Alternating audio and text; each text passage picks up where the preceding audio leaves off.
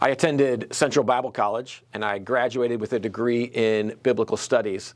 And when I think back to that experience, I think it did a pretty decent job of preparing me for ministry. But it certainly didn't prepare me for everything. One area that I was completely unprepared for was what to do when you find yourself in an unhealthy staff environment. Ministry is challenging.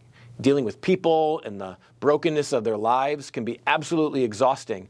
But nothing prepared me for handling insecure, self-centered leadership that was over me. Now, I'm not going to get into the specifics, but at one point, I was going to leave ministry. I had filled out an application at a local school. I was going to be their media tech support person. And fortunately, I didn't get the job and I stayed in ministry. But it was a frustrating season of my life. You know, looking back years later, I don't know that there was much that I could have done to change the situation that I was in at that church. But I do see now how I could have been more courageous in my followership at the time. I think back then I avoided conflict because there was already so much conflict happening on a weekly basis. In our last session, we talked about how strong followers assume responsibility and serve their leaders. In this session, we're going to look at two more of Ira Chaleff's dimensions of courageous followership. We're going to talk about the courage to challenge and the courage to take moral action. Now, before we do that, I want to give us a biblical example of what this looks like. In the last session, we talked about Joab, and we saw that at the end of chapter 12, he was leading as a courageous follower, but he didn't always get things right. In fact, he failed quite a bit, and I think part of the reason why he led the way he did in chapter 12, it may be due to what happened earlier in chapter 11. Chapter 11, of course, describes the circumstances surrounding David's sin with Bathsheba and its consequences. David brings Bathsheba's husband Uriah home from battle. He does this under the pretense of wanting a report of how the war was going, and he hoped that Uriah would go home, sleep with his wife, so that his sin would be covered up. But as we know, that didn't happen. So David takes more drastic measures. It says this in 2 Samuel chapter 11, verses 14 through 15. In the morning, David wrote a letter to Joab and sent it with Uriah. In it he wrote, "Put Uriah out in front where the fighting is fiercest. Then withdraw from him, so he will be struck down and die." David sends Uriah with a letter that specifically instructs Joab to kill him. I mean, this is a bit reckless if you ask me, but, Uriah has shown himself to be a man of honor, so David trusted him to deliver his own death warrant. Put yourself in Joab's place for a minute. The king has given you an order. It's absolutely clear. It's spelled out exactly. What do you think went through Joab's mind when he read that letter? This is a moment of decision for him. I wonder if Joab had any hesitation. I wonder if he weighed Uriah's life against his own. I mean, after all, if he didn't obey, there would be consequences for him. Or did he just blindly trust his king? It says this in verses 16 and 17. So while Joab had the city under siege, he put Uriah at a place where he knew the strongest defenders were. When the men of the city came out and fought against Joab, some of the men in David's army fell. Moreover, Uriah the Hittite died. Now, we don't know Joab's thoughts, but we do know his actions. Joab obeyed an unethical order. And the purpose of that order was for one man to be killed, but notice that the results were much broader. In his book, Bold Followership, Maurice Buford says that Joab would have made three observations from this experience. Good people were murdered, a broken process that allowed it, and a corrupt policy from the king that initiated it. Buford suggests that these three observations impacted Joab and caused him to react differently in the future. We see this even later on in David's reign. Sometime after these events, David decided to take a census of Israel.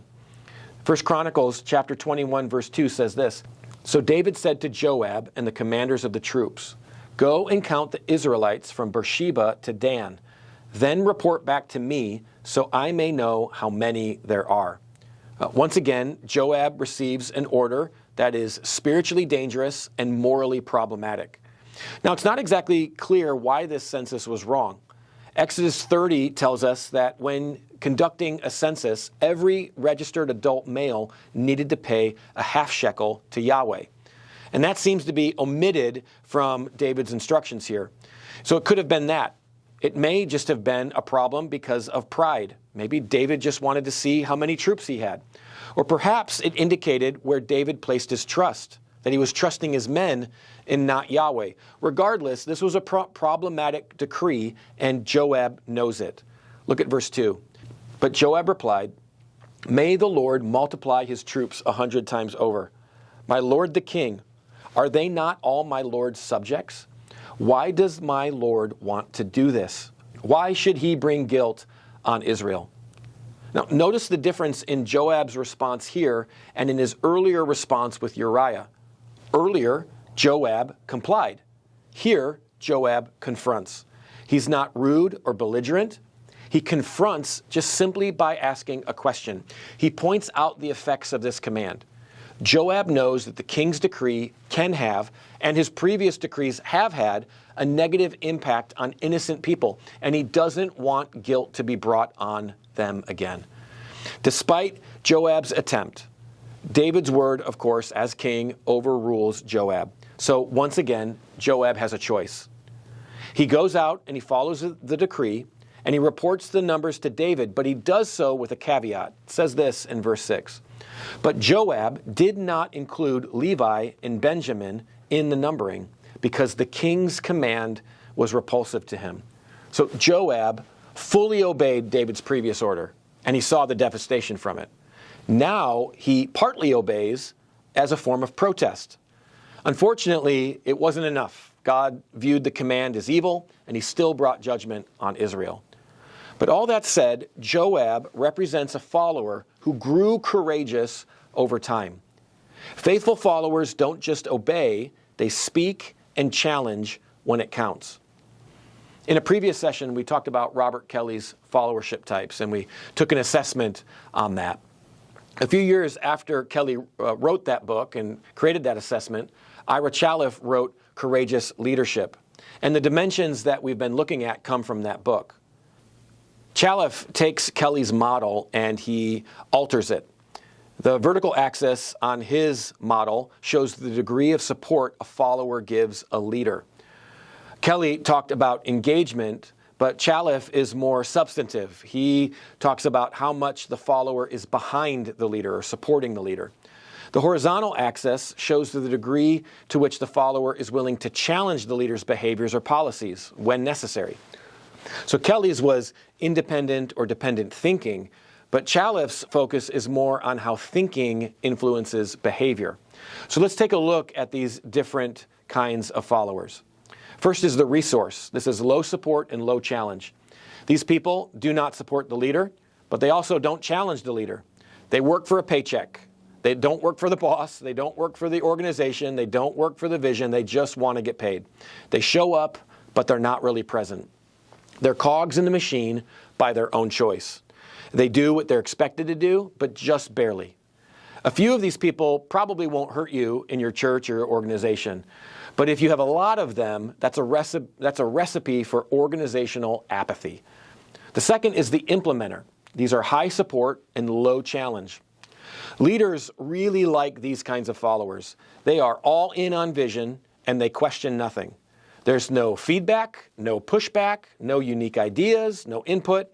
Their support of the leader causes them to just almost blindly follow. But the danger of followers in this quadrant is that because they are so low challenge, they often won't speak up if the leader starts to go down the wrong path. They just assume the best about their leader.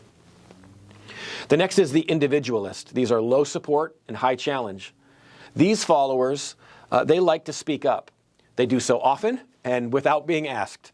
And they don't feel like team players because they come across as adversarial. Have you ever just had someone on your team or met someone that just likes to take a contrarian position? That's this person. Everybody could be in agreement and it might be the right decision, but they just want to disagree. That's the individualist here.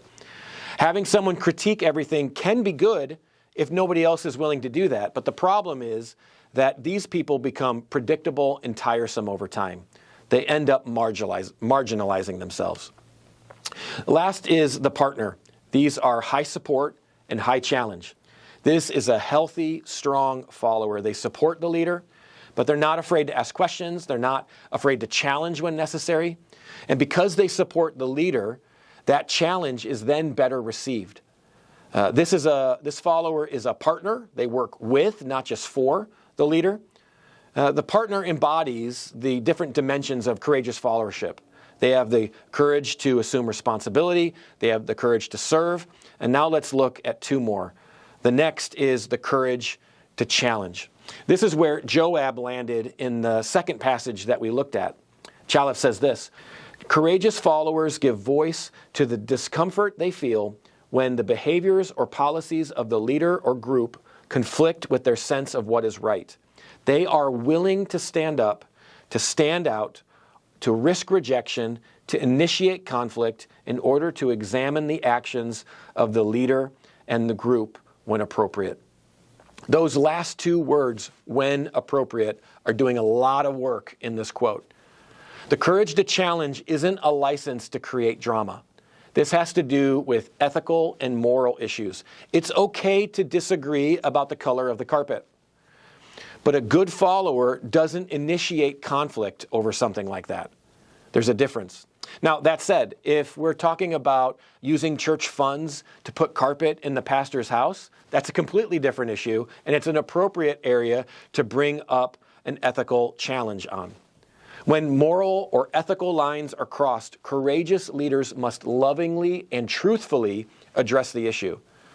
In his book, Bold Followership, Maurice Buford talks about something he calls the ethical pause. He quotes Viktor Frankl, who says this: between stimulus and response, there is a space. In that space is our power to choose our response. In our response lies our growth and our freedom. Buford says that the ethical pause happens in this space. You can illustrate it like this. And even though 2 Samuel doesn't mention it, when Joab received David's letter ordering him to kill Uriah, he experienced an ethical pause. Unfortunately, he failed to respond appropriately. And all of us will face these kinds of moments.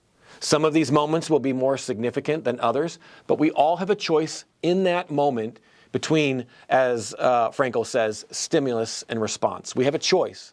Will we blindly carry out orders, or will we have the courage to challenge?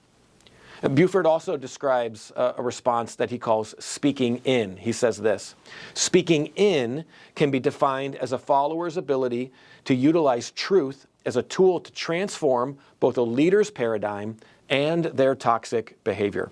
That's what Joab was trying to do with David. It's not communication that's intended to be combative. It's communication that is intended to bring about correction. When followers do this, it protects their pastor. It protects the congregation. They serve as guardrails for moral and ethical issues. Sometimes, however, challenging isn't enough, and that brings us to the next dimension. This is the courage to take moral action. Now, Joab did this to an extent. Instead of counting all of Israel, he excluded 2 tribes. It may not have been much, but it was something. Chalif says this: courageous followers know when it is time to take a stand that is different from that of the leaders. They are answering to a higher set of values. The stand may involve refusing to obey a direct order, appealing the order to the next level of authority, or tendering one's resignation. Chalif gives 3 responses to unethical orders here: refuse to obey, appeal to the next level of authority, or resign. Now, there may be other options depending on the situation, but these 3 responses really cover the majority of the situations. We're going to talk a little bit more about moral action in our second Zoom call. But I simply want to say here that we have a biblical model for addressing this. Matthew 18 gives us a good set of steps to follow. We should start one-on-one. Go to your leader and share your concern. Challenge, but do so with respect and with a desire for communication. Ask questions. This is how I see this situation. Do you see it in the same way? Help me understand the reason for this decision. So go to your leader and go one-on-one. Then include others. We need to be careful not to rile up our coworkers or become Absalom at the gate. But if our experience is valid, it will often not be occurring in a vacuum, and others can verify and they can bring accountability to this situation. And finally, if that doesn't work, find a higher authority. It might be your board, it might be your presbyter, it might be someone else. Unfortunately, most of us will at one time or another experience an unhealthy staff environment. It might be in our churches. If you're bivocational, it could be at your workplace. And when I was in an experience like that, I probably fell into the implementer quadrant of Chalif's styles. I was supportive, but I didn't challenge. I wanted to do well, but I also wanted to keep the peace. And looking back, I wonder what would have been different if I had been more courageous and I had spoken up and asked questions. Now, I know that I may not have been able to change my leader's mind. But the point isn't simply about being successful at that task. It's about being courageous regardless of the response. So I want to encourage you to be courageous, to speak up, and to take action where it's necessary. In our next and final session, we'll look at our last area, the last dimension of courageous leadership.